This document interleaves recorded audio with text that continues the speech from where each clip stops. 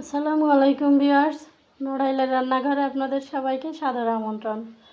দেখুন, আজ আমি আপনাদের সামনে আর একটি আইটেম নিয়ে হাজির হয়েছি, রেসিপি, যেটা আমি বিস্কুট তৈরি করব। আজ আমি প্রথমে একটা মিক্সিং বল নিয়েছি, তার ভিতর আমি 1 কাপের মতো তেল নিয়েছি, সয়াবিন তেল।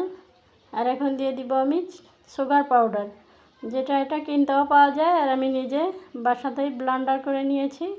এটা দেখুন, আমি স্বাদ মতো সুগার পাউডার দিয়েছি, আপনারা মিষ্টি যেরকম খাবেন সেরকম দিবেন। আমি গোলমরিচের গুঁড়া নিয়েছি হাফ চা চামচ, বেকিং পাউডার নিয়েছি হাফ চা চামচ, আর সামান্য স্বাদ মতো লবণ নিয়েছি, কারণ মিষ্টি জিনিসে লবণের পরিমাণটা কম লাগে। এগুলোকে আমি একটা হ্যান্ড উইস্ক দিয়ে একটু মিশিয়ে নেব। চিনিটা গলে যাওয়া পর্যন্ত এটা সুন্দর করে মিশাতে হবে। আর চিনিটা এমনি তো পাউডার চিনিটা গলতে সময় লাগবে না। আর দেখুন, আমি একটা ডিম নিয়েছি, আমি ডিমটা দিয়ে দিব। বড় সাইজের একটা ডিম নিয়েছি, আমি অর্ধেকটা কুসুম রেখে বাকি ডিমটা দিয়ে দিব। কুসুমটা আমার পরে বিস্কুটের উপরে দেওয়ার জন্য কাজে লাগবে। দেখুন, এটাকে আমি এখন 4-5 মিনিট ধরে একটু ফেটে নিব সুন্দর করে। আর এটা যত বেশি ফেটে নেওয়া হবে বিস্কুটটা কিন্তু তত সুন্দর হবে।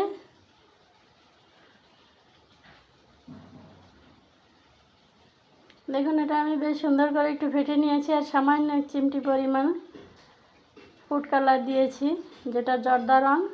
এখন আমি এর ভিতর দিয়ে দিব ময়দা, আর এখানে আছে 2 টেবিল চামচ পাউডার দুধ, গুঁড়া দুধ যেটাকে বলে।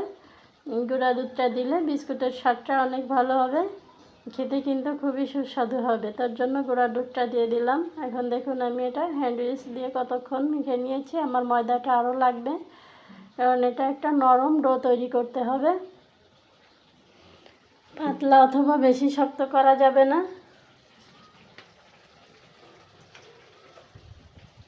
এখন দেখুন, এটাকে হাত দিয়ে মেখে নিতে হবে। এখনও একটু নরম আছে, তাই এটা হাতে জড়িয়ে যাচ্ছে। হাতে জড়িয়ে গেলে যদি বেশি নরম থাকে একটু করে ময়দা ছিটিয়ে দিবেন, আর যদি শক্ত হয়ে যায় তাহলে হাতে একটু সয়াবিন তেল মেখে নেবেন।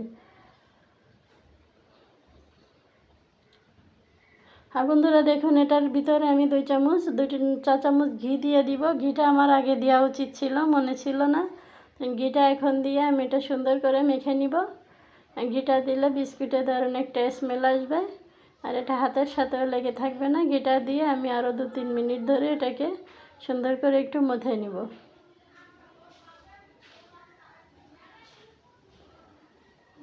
ভিউয়ার্স দেখুন, বিস্কুটের ডোটা আমার তৈরি হয়ে গিয়েছে।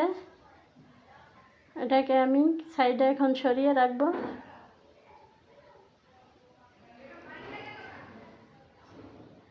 দেখুন, আমি এই বিস্কিটটা তৈরি করব ওভেনে। আমি একটা নতুন ওভেন কিনে নিয়েছি, এটা 36 লিটার মিয়াকোর ওভেন, মিয়াকোর লেখা আছে। আর ওভেনটা আমার নতুন। দেখুন, এটাতেই আজ আমি বিস্কুটটা তৈরি করে আপনাদেরকে দেখিয়ে দিব।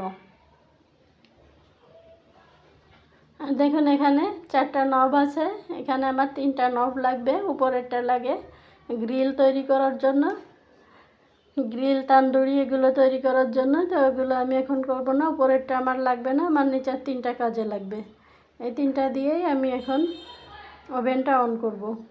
নিচেরটা অন করার জন্য, মাঝখানেরটা সিলেক্ট করার জন্য, তারপরে উপরেরটা টেম্পারেচার মেনটেন করার জন্য। দেখুন, এটা দিয়ে প্রথমে অন করতে হবে, অন করে তারপরে এটা টাইমার লাগাতে হবে। এটা দিয়ে আমি প্রথমে অন করে দিব, অন করে 5 মিনিট ফ্রি হিট করে নিব। ওভেনটাকে 5 মিনিট ফ্রি হিট করে নিতে হবে। তার জন্য আমি 5 মিনিট একটা টাইমার লাগিয়ে দিলাম। এখানে 10, 20, 30 এভাবে দেওয়া আছে। আমি 10-এর মাঝখানে দিয়ে 5 মিনিট ফ্রি হিট করে নিব। আর তারপরে দ্বিতীয়টা দিয়ে এটাকে সিলেক্ট করতে হবে।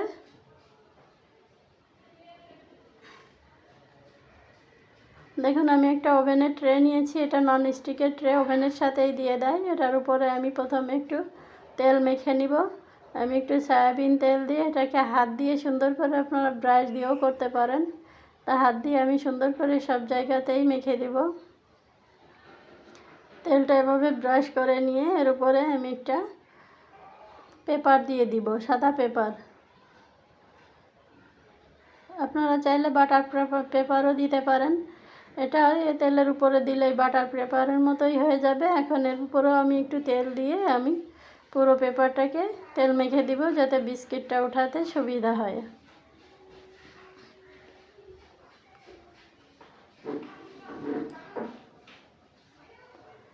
ভিউয়ার্স দেখুন, এখন আমি এই বিস্কিটের ডোটা নিয়ে নিয়েছি। এটাকে সুন্দর করে একটু একটু করে হাতে নিয়ে গোল করে পাকিয়ে নিতে হবে। যে আপনারা যেরকম শেপ দিতে চান সেরকম শেপ দিতে পারেন। আমি আপাতত গোল করে দিয়েছি। আর দেখুন সাইডে ফেটে যায়নি। যদি সাইডে ফেটে যায় তাহলে মনে করবেন যে তেলটা কম হয়ে গিয়েছে। দেখুন আমারটা খুবই মসৃণ হয়েছে, এটা কোথাও কোনো ফাটল ধরেনি। আমি সবগুলো আজকে গোল বিস্কিট তৈরি করব। আপনারা চাইলে যে কোনো ধরনের শেপ দিয়ে নিতে পারেন। আর যদি সাইড দিয়ে ফেটে যায় তাহলে হাতের উপর এভাবে একটু ঘষে নিলে ফাটা বন্ধ হয়ে যাবে। দেখুন আমি সবগুলো বিস্কুট তৈরি করে নিয়েছি। এখন এর ভিতর যে অর্ধেকটা ডিমের কুসুম ছিল আমার, সেই ডিমের কুসুমটা আমি ছোট্ট একটা ব্রাশ দিয়ে একটু মেখে দিচ্ছি। বড় ব্রাশ দিয়ে মাখতে গেলে পড়ে যায় বা এদিক ওদিক ছড়িয়ে যায়, তো এই ছোটো ব্রাশ দিয়ে আমি এটাকে লাগিয়ে দিচ্ছি। দেখুন সবগুলো বিস্কুটের উপর এভাবে ডিমের কুসুমের প্রলেপটা দিয়ে দিলে তাহলে বিস্কুটগুলোর কালারটা কিন্তু অনেক সুন্দর হবে।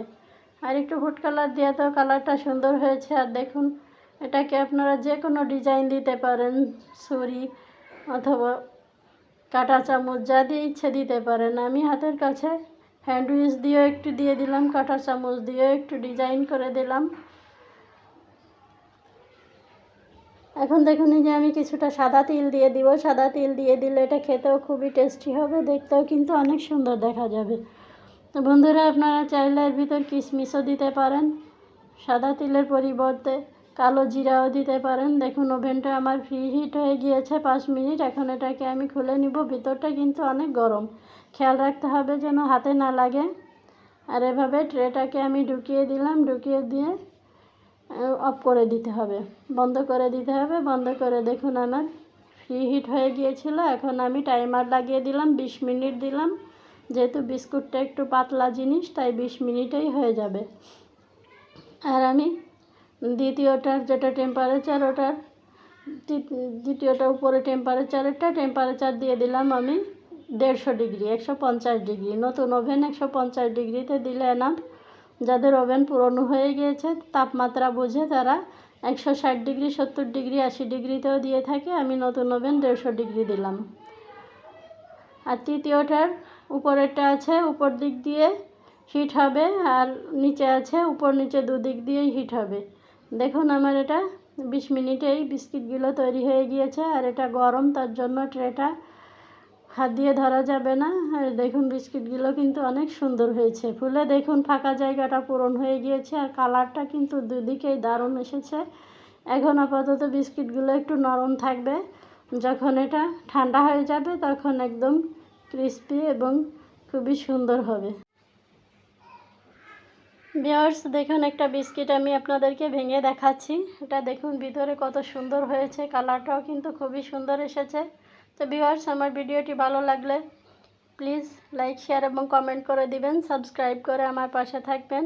আজ এ পর্যন্তই, সবাই ভালো থাকবেন। আল্লাহ হাফেজ।